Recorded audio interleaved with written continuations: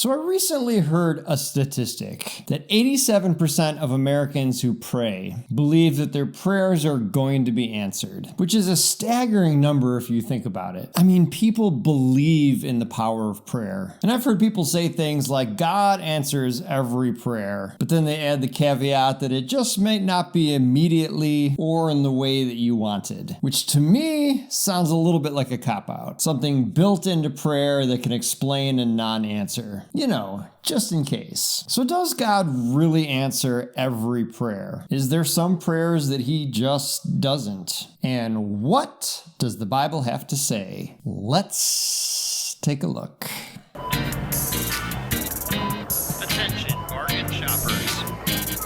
So does God answer every prayer? Well, Jesus says something in John 14:14. You may ask me for anything in my name, and I will do it. So that's a bold statement. But anybody who's ever prayed for healing that didn't come, or for provision that never arrived, will probably question this, or at least wonder about the mechanics of how prayer actually works. I mean, if God answers all prayers, why does everybody not pray for $1 million and a beach bungalow? Well, in order to answer this, let's break it down. So first, does God hear every prayer? And the answer to this is yes. This is the theological foundation of God's omniscience. He knows everything, including every word uttered in prayer, and even things we don't say. We see in Psalm 139:4, before a word is on my tongue, you, Lord, know it completely. So the issue is not so much God's awareness as it is his will. God's responses are filtered through his will. In the Lord's Prayer, where Jesus famously teaches us to pray, one of the lines is, let your kingdom come and your will be done. And if we look at 1 John chapter 5, we see, this is the confidence we have in approaching God, that if we ask anything according to his will, he hears us. And if we know that he hears us, whatever we ask, we know we have what we asked him. So a key phrase here is if we ask according to his will. And that doesn't mean if we tack on if it be thy will to the end of every prayer that we've discovered some sort of loophole to unlock divine power. But it means that our requests are always weighed against God's will, his larger purpose, both for the world, but also for us. If an athlete trains and struggles and works towards a prize, he's going to become a different person than if he just walked up to the judge and asked for a trophy. Sometimes it's God's will that we endure hardships to build character, to build resilience. So if we're asked to just skip over that, we miss his will for us. Jesus modeled this for us in the Garden of Gethsemane. He prayed, Father, if you are willing, take this cup from me, yet not my will, but yours be done. God didn't grant Jesus' request to remove the suffering because Jesus' death was part of the larger plan for humanity. It needed to happen. But this is different than God not listening or ignoring it. In fact, you might look at it that God gave Jesus the strength to endure. And there are also prayers that God answers by changing us rather than changing our circumstances. We pray for patience. He gives us trials. We pray for humility, and he gives us humbling experiences. We pray for love, and he gives us unlovable people in our lives. These are not denials of prayer. These are affirmations that might be hidden from us, but are aimed at transforming us. And then there's also prayers that get answered, but not in our timing.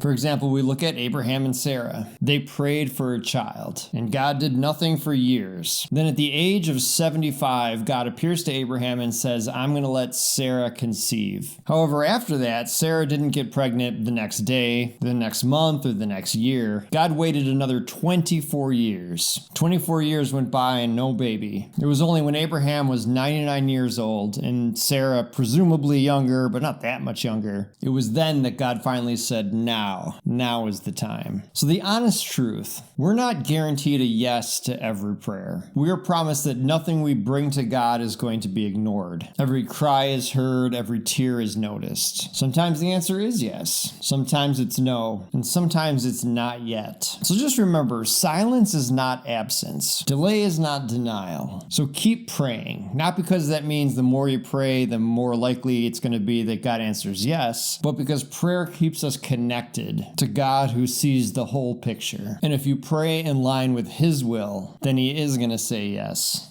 every time. So there you have it. I hope you found that interesting. If you did, please feel free to like and subscribe. It does help out the channel. Also, you could leave a comment below. That helps out as well. I'll use the verses used today in the description. My name is Adam. This is Bargain Bin Theology. And remember, you get what you pay for.